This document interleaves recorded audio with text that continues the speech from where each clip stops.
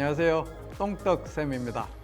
도덕적 민감성과 상상력의 역할은 무엇인가? 자, 도덕적 민감성과 상상력을 생각하기 전에 민감성 그리고 상상력에 대한 생각을 한번 해보겠습니다.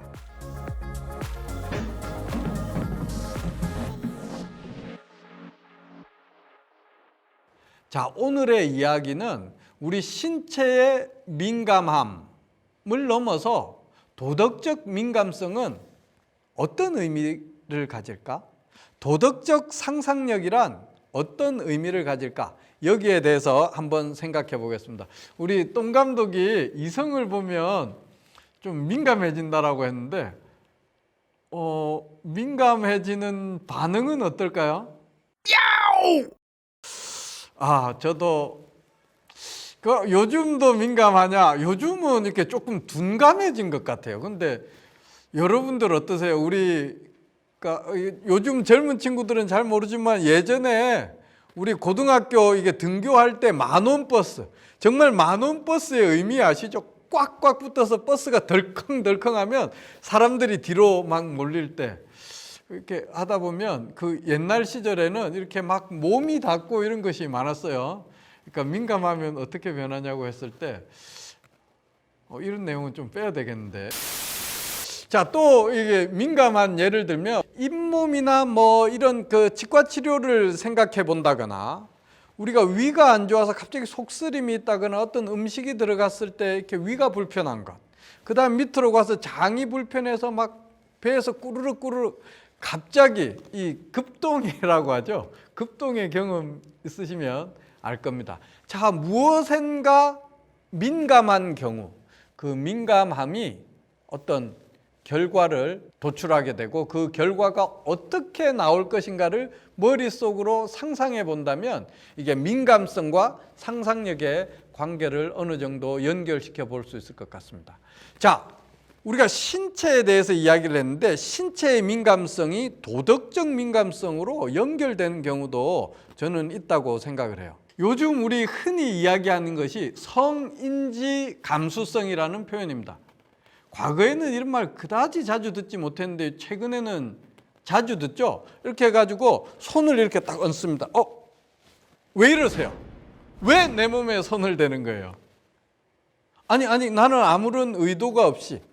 자, 남녀 사이에 이렇게 신체적인 접촉이 있는 경우 상대방은 여기 나는 아무것도 아닌 격려에 이렇게 손짓이었다? 라고 말하지만 저 사람이 어떤 의도를 가지고 했는지 굉장히 민감하게 이렇게 반응하는 경우 이런 경우에도 그러니까 민감성이 작동을 하는 것이죠. 자, 이 경우에는 민감하다, 민감하지 않다, 둔감하다의 문제가 아니라 내가 그 사람의 입장이 되어보는 것이 꼭 필요한 것 같아요. 참 이게 어떤 것에 민감하고 민감하지 않은 것, 어떤 것이 자연스럽고 어떤 것이 부자연스러운 것은 어쩌면 우리 사회가 또는 그 환경이 만들어주는 것 같기도 합니다.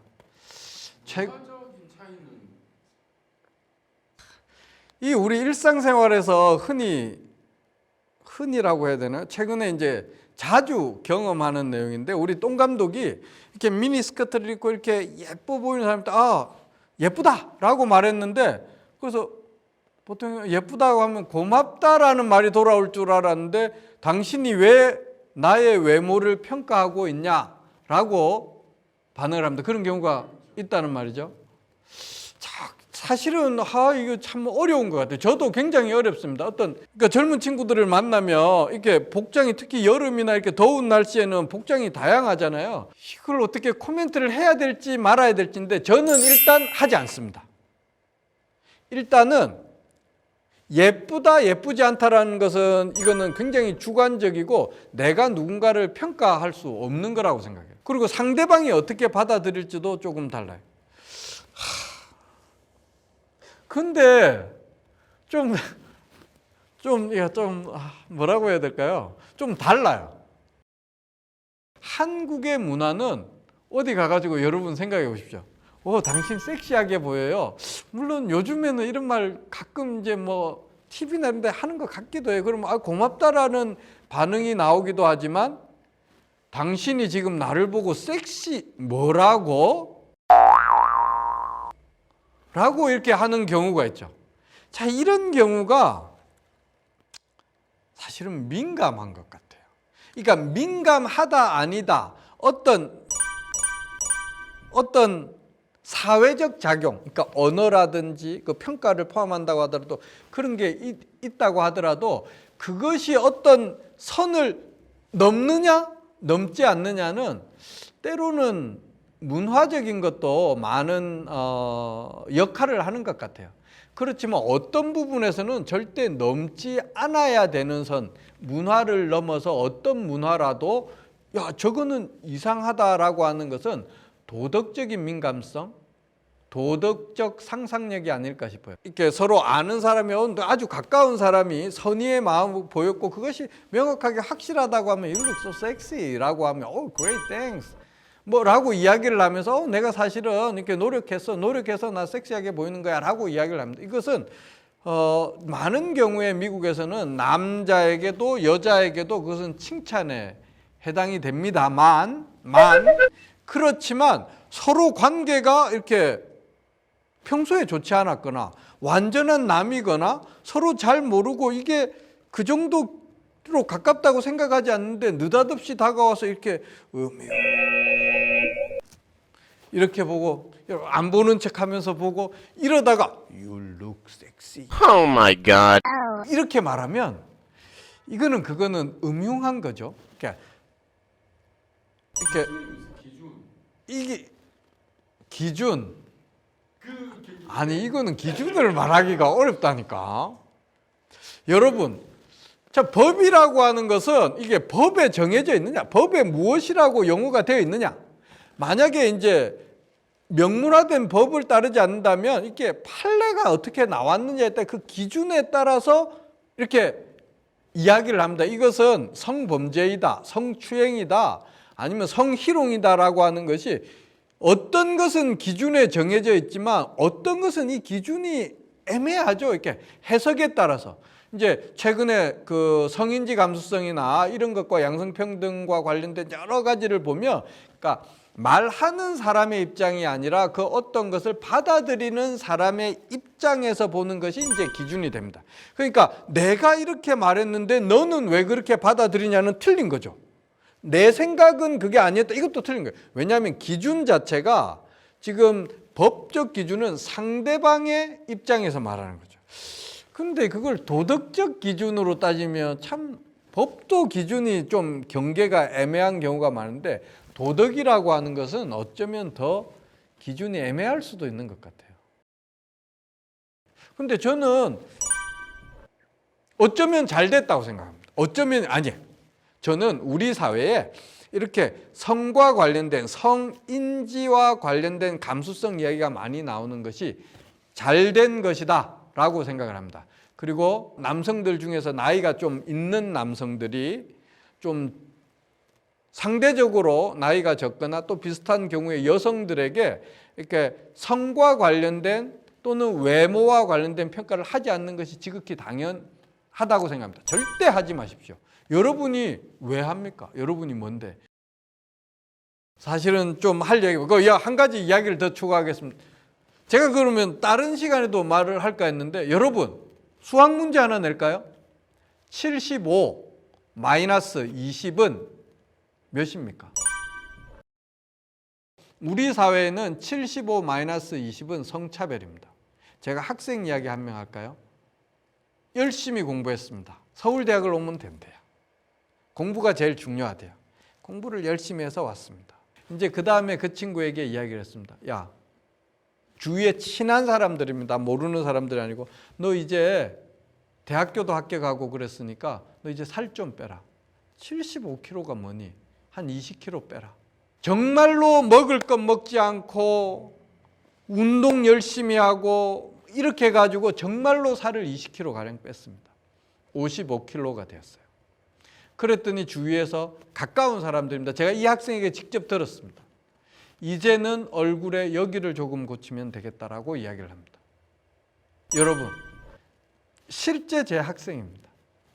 그 학생은 남학생일까요? 여학생일까요? 우리 동 감독은 당연히 여학생일 것이다. 그러니까 여학생이면 질문을 안 했을 텐데 남학생일까라는 생각을 했다는데 21세기의 대한민국 사회의 모습을 보여줍니다. 저는 제 학생이라고만 이야기했지 남학생이라고도 이야기하지 않았고 여학생이라고도 이야기를 안 했는데 여러분들은 모두 다 여학생일 것이라고 추측을 했을 것입니다. 그만큼 우리는 남성들에게는 뭐라고 할까요? 남성에게 기대하는 외모의 기준과 여성에게 기대하는 외모의 기준으로 봤을 때 우리는 여성들에게 훨씬 더 엄격해요. 중학생, 고등학생 되면 이제 예쁜 옷을 입고 싶어 합니다.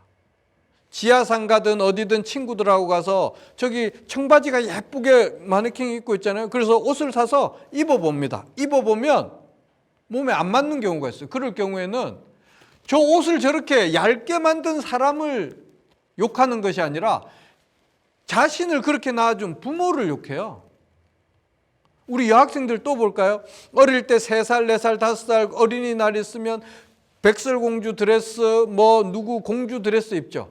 근데 이 아이들이 사춘기가 시작하는 4학년, 5학년, 6학년이 되면 나는 공주가 아니라는 것을 깨닫기 시작합니다.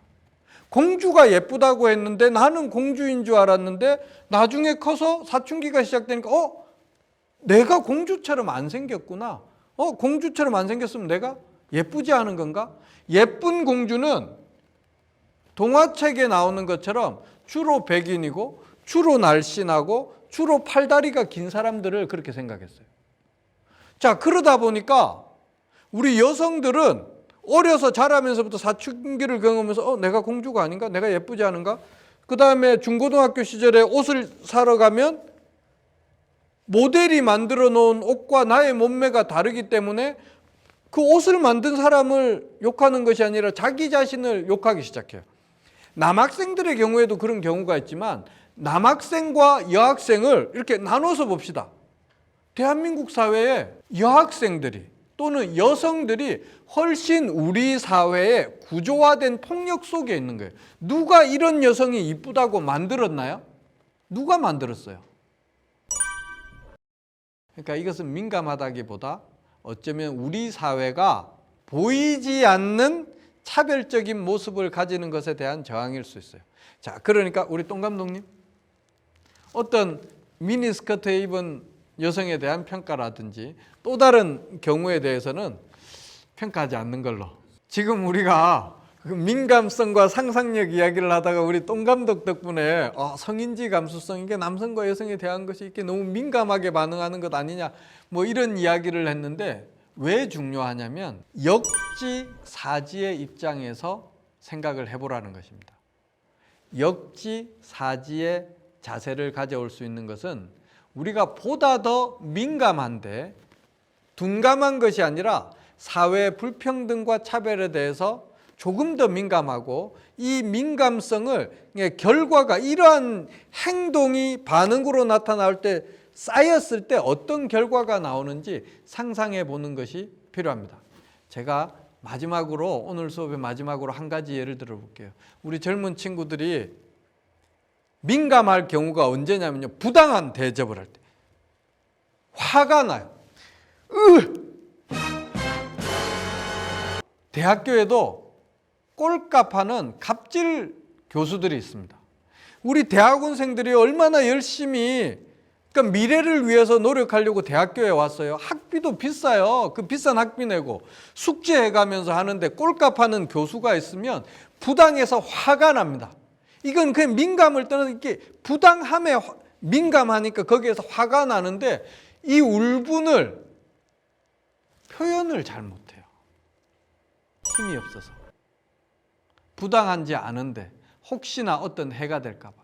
회사에 여러분들 직원들 보십시오. 여러분들 위에 상사가 막 함부로 이렇게 하는 것 화가 나죠. 그 부당함에 민감해서 어떻게든 대응하고 싶지만 화를 꾹 누르는 경우가 있습니다.